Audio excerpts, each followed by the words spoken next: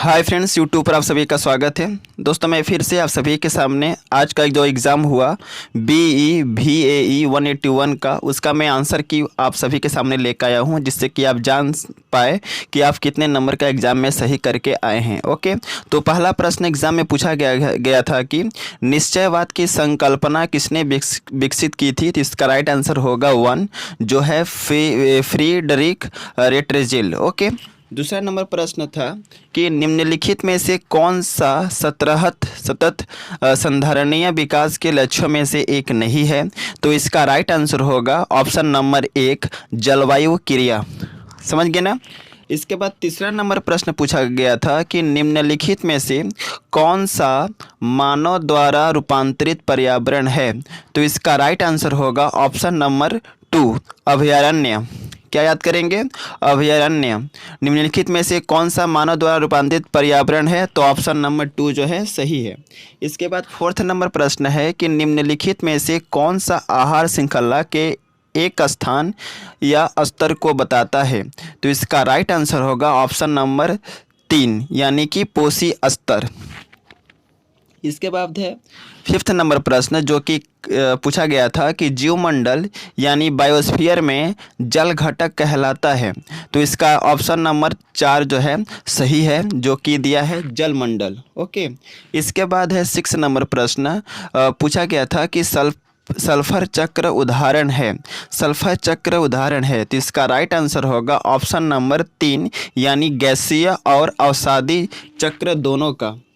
इसके बाद 7वें नंबर प्रश्न है, पूछा गया था कि द्वितीयक उपभोक्ता कौन है। द्वितीयक उपभोक्ता कौन है। तो इसका राइट आंसर होगा ऑप्शन नंबर 3, मांसभक्षी। इसके बाद 8 नंबर प्रश्न पूछा गया था कि शंकुधारी वृक्ष वन में मृदा होती है। तो इसका राइट आंसर होगा ऑप्शन नंबर 1, अम्लीय और खनिजहीन।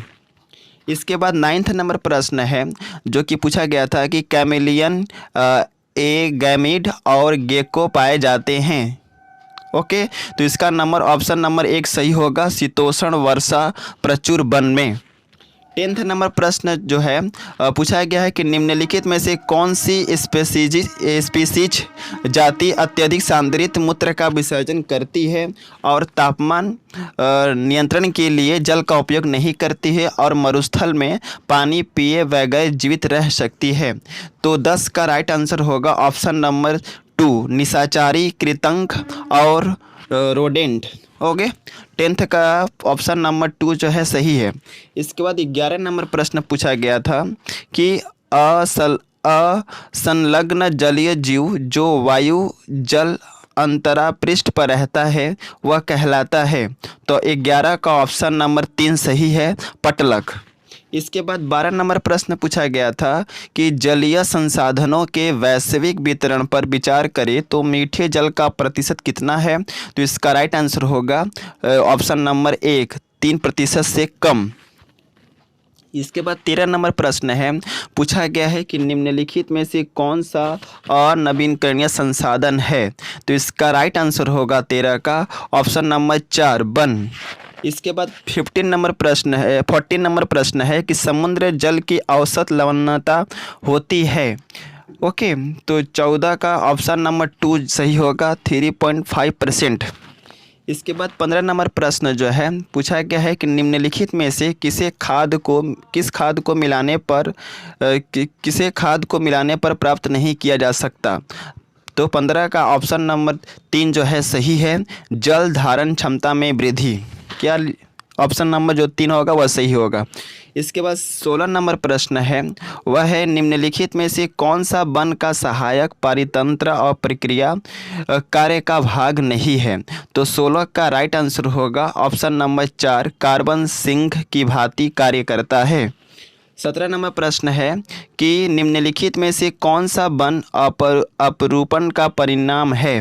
तो 17 का ऑप्शन नंबर 2 जो है सही है, पौधे द्वारा निर्मुक्त होने वाली ऑक्सीजन में वृद्धि। 18 नंबर प्रश्न है कि निम्नलिखित में से कौन सा गैर लकड़ी वन उत्पाद नहीं है। तो 18 का ऑप्शन नंबर 4 होगा सही, खाद्य फल। 19 नंबर प्रश्न है कि भारत की जैव विविधता के विषय में निम्नलिखित में से कौन सा कथन सही है। ओके, तो 19 का ऑप्शन नंबर 4 सही होगा। जैव विविधता का रूपांतरण सिर्फ फैड फूस है। 20 नंबर प्रश्न है कि एक अधिक विविधता वाला पारितंत्र होगा। एक अधिक विविधता वाला पारितंत्र होगा, तो 20 का ऑप्शन नंबर 2 सही है, अधिक भंगुर और संवेदनशील। 21 नंबर प्रश्न है कि निम्नलिखित में से कौन सा जंतु सिर्फ ब्रह्मपुत्र घाटी में ही पाया जाता है।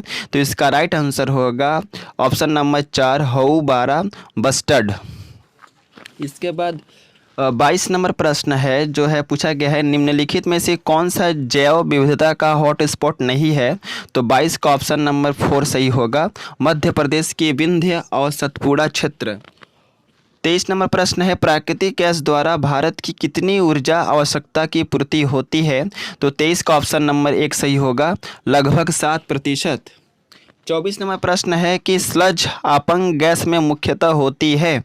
तो 24 का ऑप्शन नंबर 3 सही है, मीथेन। इसके बाद 25 नंबर प्रश्न है कि निम्नलिखित में से कौन सा ऊर्जा का गैर पारंपरिक स्रोत नहीं है। तो इसका राइट आंसर आप कमेंट सेक्शन के जरिए बताएं क्योंकि हमें मालूम नहीं है।